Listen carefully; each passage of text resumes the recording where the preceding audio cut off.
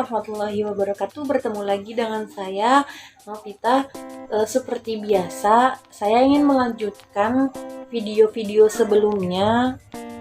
Kali ini saya ingin membahas bagaimana sih strategi dan adu kreatif wirausaha muda dapat bertahan di tengah pandemi COVID-19. Kemudian bagaimana jejaring wirausaha dapat menyelamatkan sektor UMKM.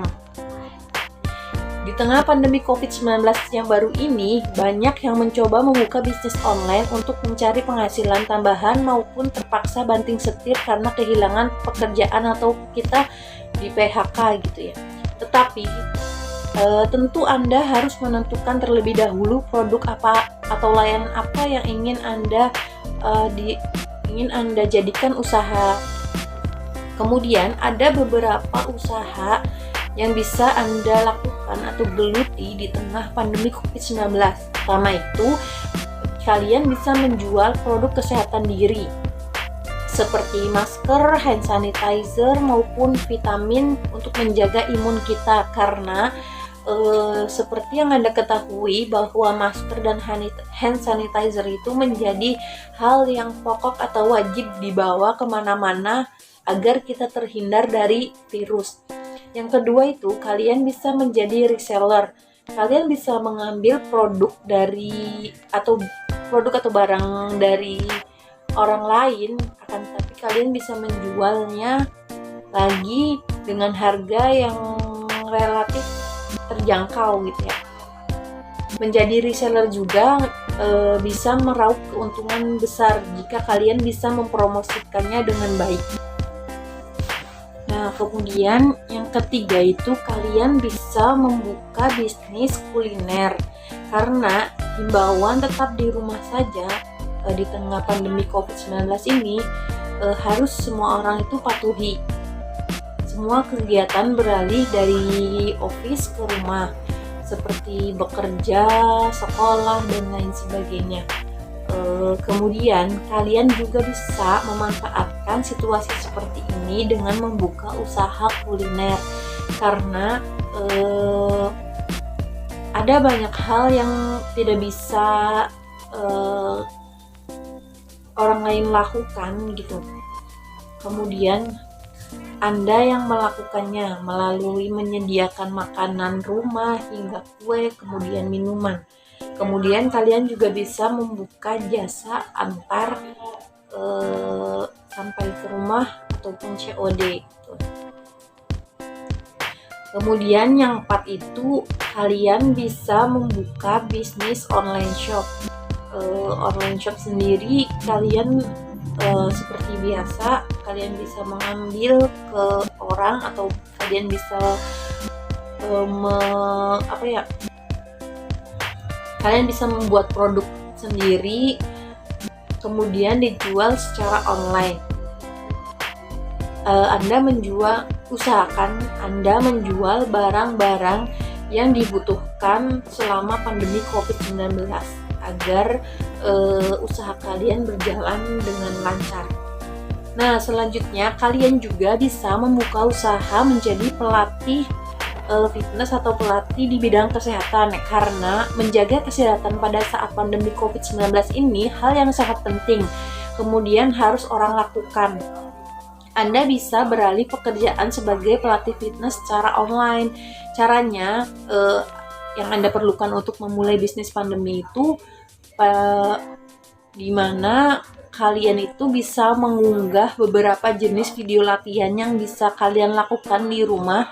Kemudian jangan lupa kalian juga promosikan bahwa kalian juga membuka pelatihan fitness di rumah langsung. Nah, yang terakhir juga ada kalian bisa membuka bisnis atau jasa di bidang pendidikan, seperti contohnya online learning. Online learning menjadi salah satu kegiatan pada saat pandemi COVID-19. Ada banyak siswa yang harus melakukan proses belajar mengajar jarak jauh. Untuk itu kebutuhan siswa akan pemahaman pembelajaran kurang dimengerti atau tidak banyak siswa yang mengerti akan apa yang disampaikan oleh gurunya tersebut. Anda bisa mulai bisnis saat pandemi menjadi pengajar daring. Online learning yang Anda sampaikan bisa disesuaikan dengan kemampuan atau bidang yang digeluti. Contohnya, kalian bisa membuat video-video audiovisual, kemudian kalian upload di media sosial. Jangan lupa juga kalian seperti biasa promosikan bahwa kalian juga bisa mengajar dari rumah, atau misalkan bisa memenuhi panggilan untuk mengajar di rumah. Dan yang pasti tetap menjaga protokol kesehatan di masa pandemi COVID-19. Kemudian jejaring wirausaha muda yang dapat menyelamatkan sektor UMKM. Pandemi COVID-19 ini membuat dampak ke berbagai sektor usaha, termasuk usaha mikro dan menengah kecil atau UMKM. Tak pandang usia, pelaku UMKM digawangi wirausaha muda turut mengalami kesulitan untuk sekedar bertahan di masa pandemi COVID-19 ini. Hal ini tergambar dari survei yang dilakukan Undip untuk memotret bagaimana virus COVID-19 ini berpengaruh bagi kegiatan wirausaha muda dan bagaimana mereka menyikapinya. Dari 756 responden yang terlibat, 21%-nya yaitu mengaku bahwa bisnisnya berhenti karena COVID-19 ini. Sementara lebih dari setengahnya mengaku mengalami penurunan akan adanya COVID-19 ini, atau mengalami penurunannya itu kurang lebih 81%. Parahnya, hampir semua wirausaha muda tidak menyadari adanya dukungan dari pihak eksternal, baik itu LSM, pihak swasta maupun pemerintah. Kebanyakan dari mereka itu memanfaatkan jejaring di antara wirausaha muda untuk membangun kemitraan antara pemasok dan distributor untuk mengatasi beragam permasalahan yang dihadapi. UMKM sendiri berperan sangat krusial terhadap pertumbuhan ekonomi di Indonesia. Atas dasar tersebut, BRI terus menyalurkan kredit usaha rakyat atau KUR untuk menjaga roda perekonomian terus berputar.